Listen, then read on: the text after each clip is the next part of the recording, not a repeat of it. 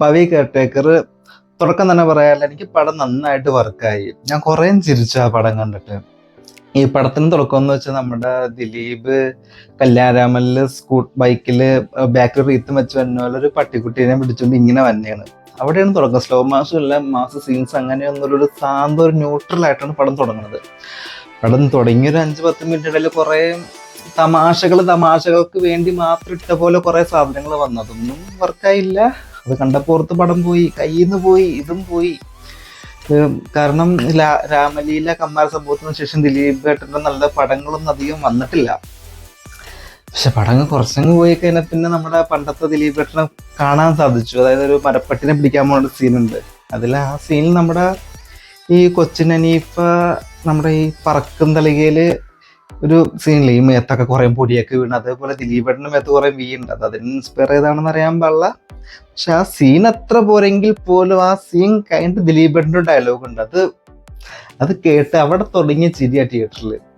അത് രക്ഷയുണ്ടായില്ല. നല്ലൊരു ഡയലോഗായിരുന്നു. നിങ്ങൾ തിയേറ്ററിൽ പോയി കാണുമ്പോൾ നിങ്ങൾക്കറിയാൻ പറ്റും. പിന്നെ അതുപോലെ ഒരു കഥയെന്ന് പറയുന്നത്, ഒരു ദിലീപേട്ടൻ്റെ വീട്ടിൽ ഒരാൾ താമസിക്കാൻ വന്നു. അവർ രണ്ടുപേരും പരസ്പരം കാണുന്നു. കാരണം ദിലീപേട്ടൻ നൈറ്റ് ഡ്യൂട്ടി ഉണ്ട്, രാവിലെയാണ് വീട്ടിൽ വന്ന് ഉറങ്ങാൻ വന്നത്. അപ്പം അവർ രണ്ടുപേരും പരസ്പരം കാണുന്നില്ല. കുറിപ്പുകളിലൂടെ അവർ സന്ദേശം കൈമാറി അവർ ഇഷ്ടത്തിലാവുന്നു. അതാണ് കഥയുടെ തീം.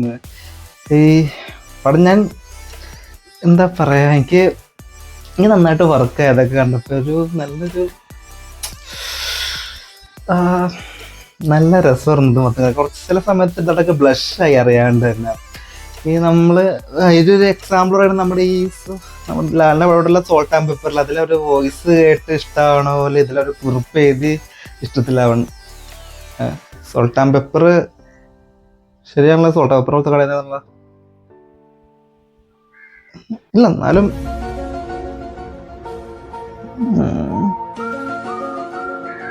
ഇതിലും ഒരു ചെക്ക അടക്കുന്നുണ്ട്, അതിൽ ആസിഫലി ഉണ്ട്. ബട്ട് കഥ എക്സാക്ട്ലി സെയിം ഒന്നല്ല, കോപ്പിയിട്ടില്ല. ഇല്ല രണ്ടും സെയിം അല്ല. എന്നാലും ഒരു സോൾട്ട് ആൻഡ് പെപ്പർ ടച്ച് നമുക്ക് ചിലപ്പോഴേ തോന്നാം. കാരണം ശരിയാണല്ലോ. എന്തായാലും പടം നന്നായിട്ട് വർക്കായിട്ടുണ്ട്. ആ ദിലീപേട്ടൻ്റെ ഇമോഷൻസ് ലാസ്റ്റ് നമുക്ക് സെൻറ്റി സീൻസിന് ക്ലൈമാക്സിനോടൊപ്പം ഒരു ഹാപ്പി എൻഡിങ് ഈ സിനിമ നമുക്ക് തന്നെ ഉണ്ട്. ഈ അടുത്തിറങ്ങി വെച്ച് നമുക്ക് കാശ് മുടക്കി കാണാൻ പറ്റുന്നൊരു പടം, ടിപ്പിക്കൽ ദിലീപിൻ്റെ പടമാണിത്. ഫാമിലി ഓഡിയൻസിന് വർക്കാവും. എനിക്ക് നന്നായിട്ട് വർക്കായി. തിയേറ്ററിൽ ആകെ മൊത്തം ഇരിക്കുന്നവരും പടം കഴിഞ്ഞ് ഇറങ്ങിയപ്പോൾ മുഖത്ത് നല്ല സന്തോഷം കാണാറുന്നു. എന്തായാലും നല്ലൊരു പടം, എല്ലാവരും മാക്സിമം തിയേറ്ററിൽ പോയി കാണാൻ ശ്രമിക്കുക. ഇഷ്ടമാവാത്തവരൊക്കെ ഉണ്ടെങ്കിൽ എന്താണ് നിങ്ങൾക്ക് ഇഷ്ടമാകാത്തതെന്നൊക്കെ പറയാം.